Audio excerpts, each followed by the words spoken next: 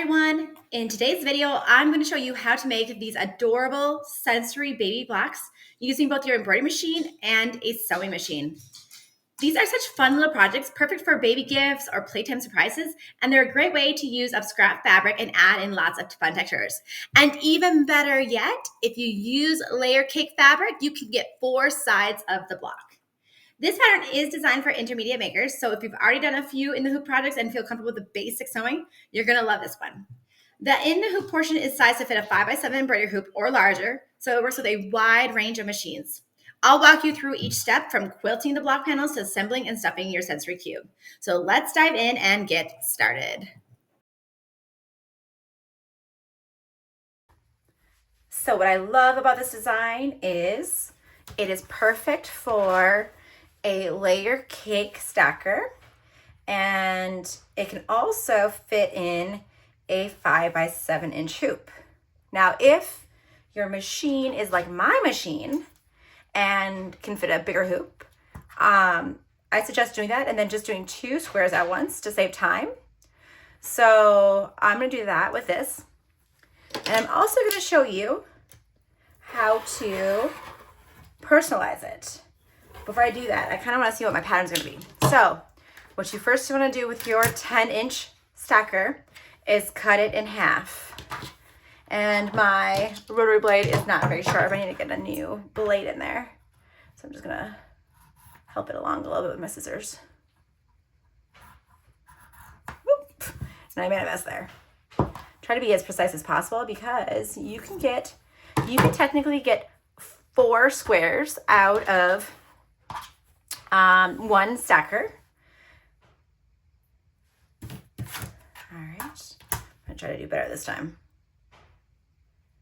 And I chose 3 different fabric stacker choices because I thought they would look cute together. And I'm gonna do like a cross, blocks across from each other. Okay, let's see if I can be better at this one. There we go. Almost perfect. Gotta cut this. All right, so there's 2 of my blocks. I'll show you one more time how to do this. I'll do it with this one. I put this one to the side, and I put it in a plastic bag. That way, when I want to make some more, I can just pull it out.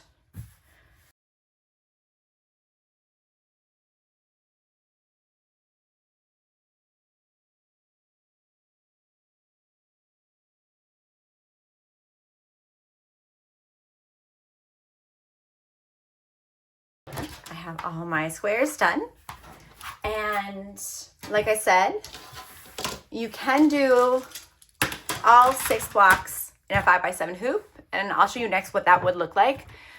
For this one, I am going to save myself time, and because my machine can do it, I am going to use my 8x12 hoop, and I'm going to put some tearaway stabilizer in it. I have all my fabric pieces here, and I'm going to go grab one more thing. I need to have 6 pieces of low loft batting. Did I count right?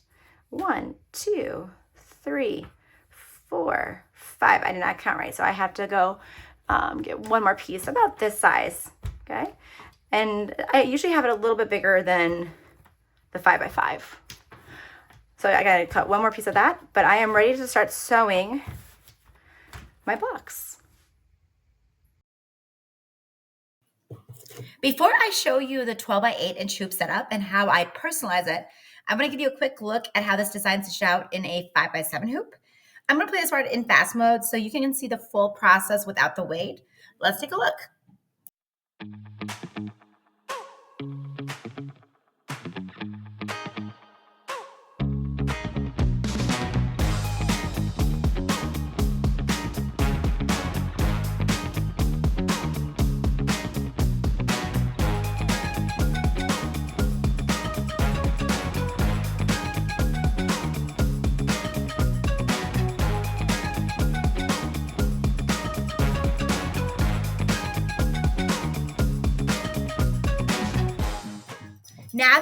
seen that stitch out in fast mode, let's take a look at the different block designs that come with this freebie.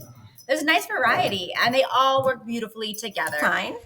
So this first square quilt pattern is vertical, so it goes up and down. The second one is, I call this my mermaid pattern. And so it has like kind of this swoop. You could also turn it upside down if you wanted to go this way as well. Here is my honeycomb pattern. So it looks like a little bee honeycomb. This one's a darling. This one is little hearts. I just love this pattern. It is so cute. Very whimsical. Here comes more of a traditional diamond pattern. This one is also super cute because it's stars. So you can see that there's like some stars right in here. And some swoops. This one is your traditional, I don't know how you pronounce it, maybe stifle, I don't know. But just a traditional pattern right here. And then the last one is this one where it is horizontal, so it goes from left to right. So many choices comes with this free design. And you just have to decide if you want to use one on all 6 sides or maybe you want to mix and match. So lots of fun ways to make this project unique. All right, let's jump into the 12 by 8 inch hoop setup. First step, personalization. I opened my design and right now it is in a 5 by 7 hoop. I'm choosing to use just the diamond pattern for this one because I'm going to personalize it. And I am going to write the name of the child I am making this for. And I'm going to look through my list or my huge assortment of fonts and choose one that I like. I'm gonna go with the Itch to Stitch because that is one of my favorite types of fonts. Let's see here. Oh, this is cute. Start with 1 inch. Okay, that is really cute. Okay. And I have to make sure that it is stitched at the very end. And I am going to make sure it's in the center, and it is. And that is just a darling. Love it. Okay, so I'm going to go Control A because if you don't have a machine that can stitch more than a 5 by 7 inch hoop, you would do 6 individual blocks. But I have a hoop that I can do an 8 inch by 12 inch hoop that my machine can embroider with. So I'm actually, just to save time, I'm going to Control A, Control C. And I'm going to put it in here. And I'm actually going to do 2 blocks. And I'm actually going to do another one of these. And I'm going to move it over here.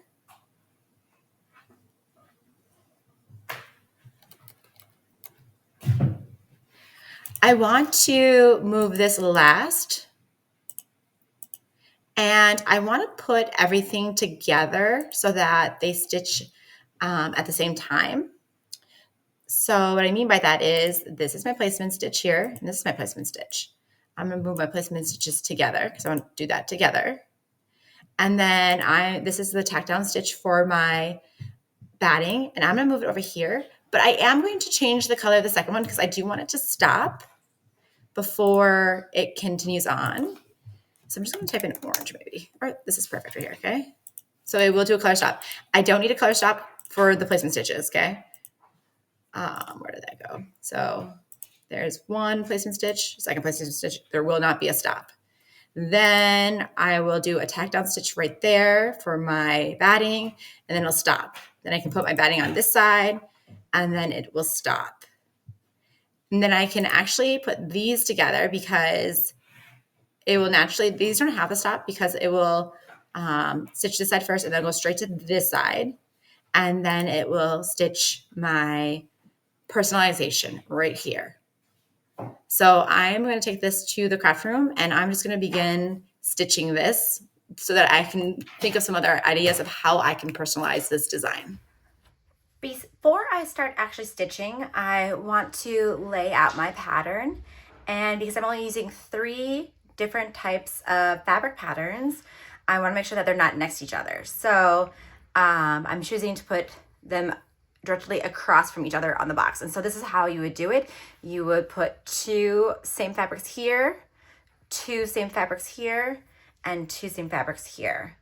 And I am actually going to personalize which one do I want to personalize? I think I'm going to personalize these 2, or this piece. So the ones I'm going to do on this first hoop, I think I'm going to do these 2 pieces on it. This one, they'll both have the diamond quilting pattern. And then this one will say Annie, and this one will be blank. That is my plan. Let's talk about how each of these blocks stitch out more in detail. The first stitch you'll see is always the placement stitch. This shows you exactly where to lay down your batting. Once that placement stitch is done, you'll place your low loft batting right over the placement stitches. Then run the next step. This is the tack down stitch, which secures the batting in place before we move on. After the tack down stitch is finished, go ahead and trim the excess batting just like you would with an applique.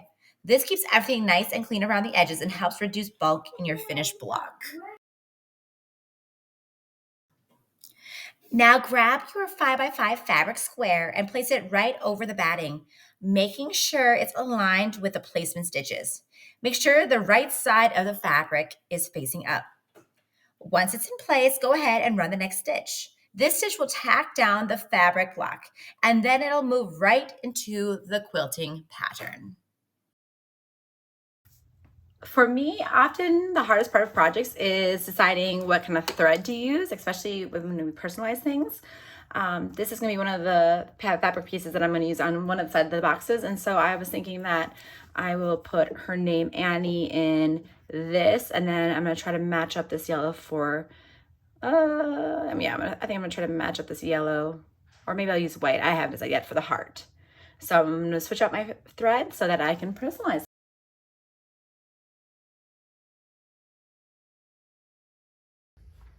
First hoop is done. So what you're gonna do is, of course, remove all the tearaway stabilizer. I'm just gonna snip the placement stitch right here.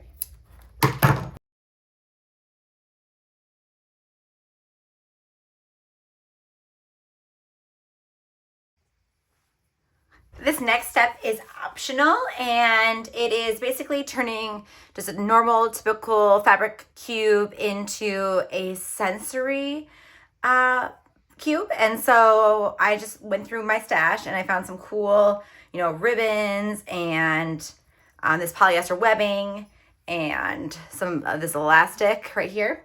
And I also purchased this as a teether. So I am going to attach this. I didn't realize it was going to be so big. Ideally, it would be smaller. I'm going to put it in this middle one right here. And so what you do is you always have the raw edges facing out. So I'm going to go like this. And I'm going to have the raw edges. So it'll look like that. And I think I want it to be like that. Okay. So I'm just going to use a clip right here just to keep it in place. And what I'll do is I'll take it to the sewing machine when I'm ready, and I'll just sew all of these down. And so, yeah, I'm hoping it's not too bulky. We'll see. We will see. All right, so I'm going to finish doing this.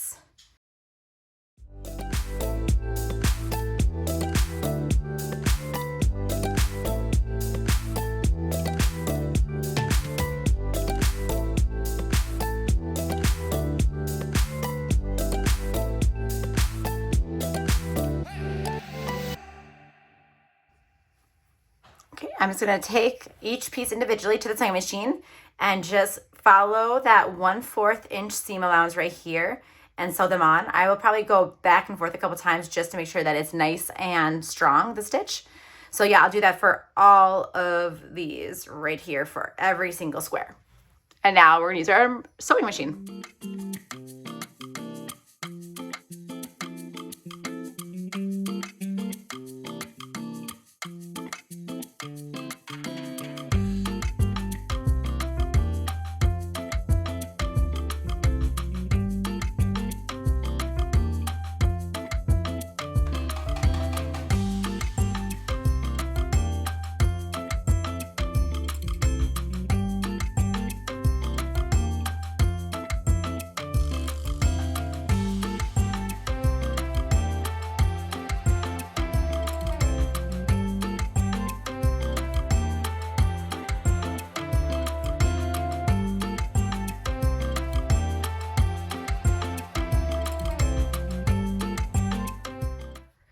Now we gotta just clean up the edges a little bit. So we're just going to cut so it is flush with this line. Just take some scissors and go like that.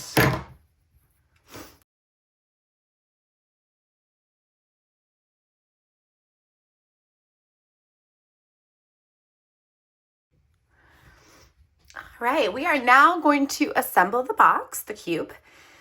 Okay, so I have the design how I want it. So what you do, I'm gonna start with these three right here first because I'm worried about this. I'm wondering if it's too big. What you're gonna do is you're gonna take right sides together. So you just go like this and flip it together. Okay. And then I'm gonna put the edges perfectly together.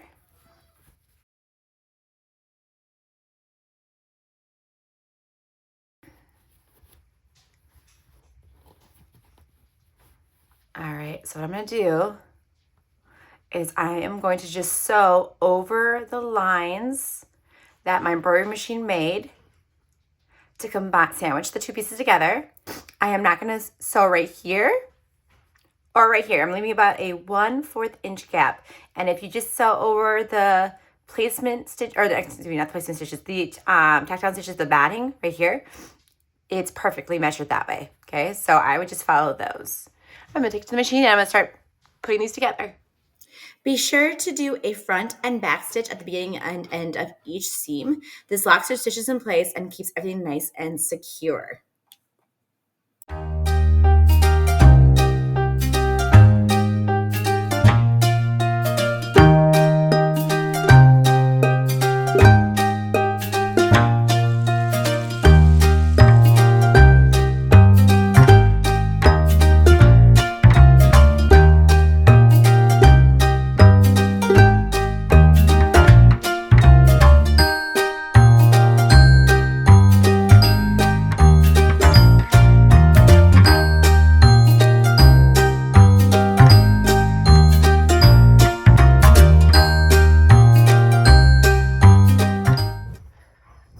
Sewn all of these sides together, so now we got to start actually forming the box. And so I'm just going to maybe start on this edge right here. So what I'm going to do is make sure that all the seams are pushed out, and just like so.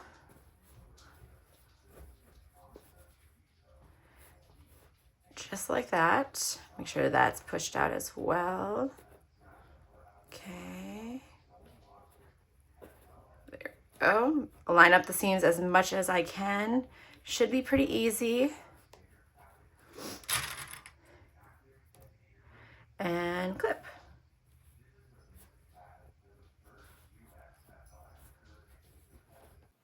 Now take it to the sewing machine and sew along the edge, making sure each corner is completely closed.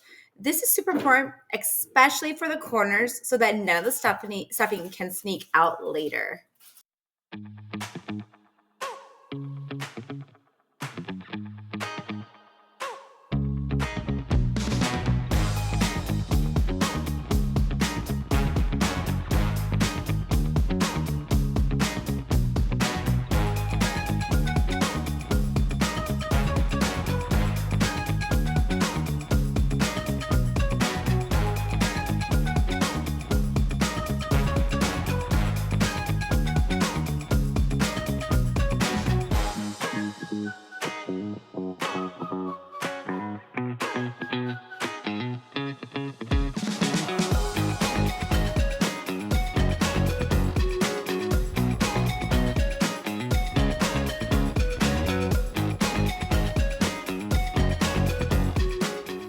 All right, we have just 2 more sides to sew, this one and this one. However, we're gonna leave a gap here so that we can turn it inside out. But what I do want to talk about real quick is making sure that you get all the edges completely shut. So what I do is after I sew it, I like open it up, and every time I like poke my finger over here to make sure that it is completely sewn shut so that the batting doesn't get out, or not the batting, excuse me, the polyfill fiber, whatever it is, doesn't get out. Okay, so all right, so I'm gonna finish this last one, or excuse me, I'm gonna finish sewing the second to last side, and then I'm gonna talk real quick about what we have to do differently on this side.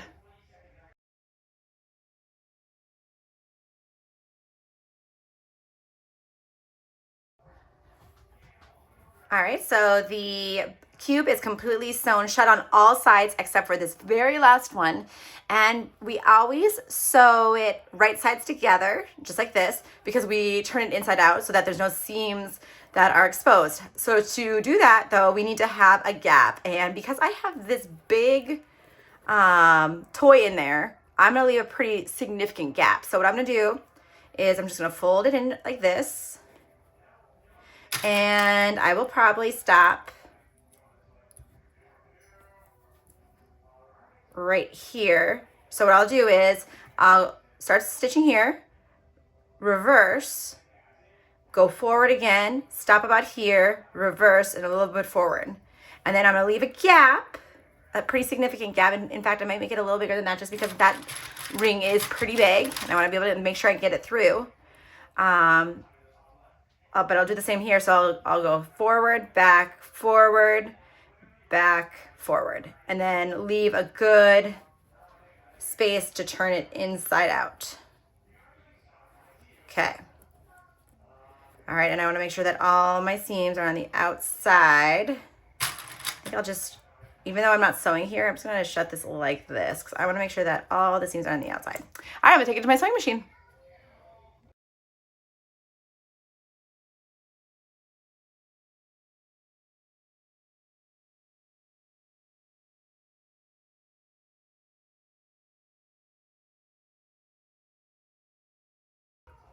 All right, here is my gap.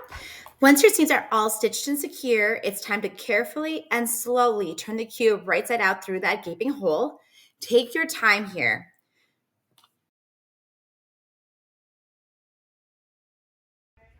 Grab something that you can poke the corners out, so just to make it, the corners pop out a bit more. So now we're gonna stuff this hole with the polyester fiber.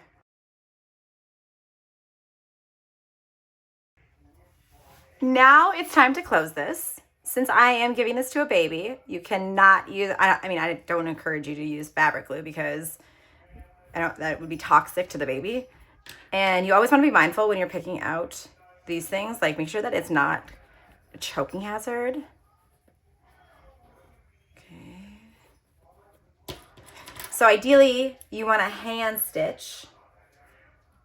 I might just use my sewing machine and stitch it close. We'll see, because I hate hand stitching. All right, it's all done. I highly recommend hand stitching the final opening if you can. It helps keep the cube's shape nice and neat. I used my sewing machine on one side and it ended up warping the shape a bit, but it still turned out super cute and fun. Thanks for watching. This design is free on my Patreon. Check the link below. And don't forget to like, subscribe, and follow for more creative fun.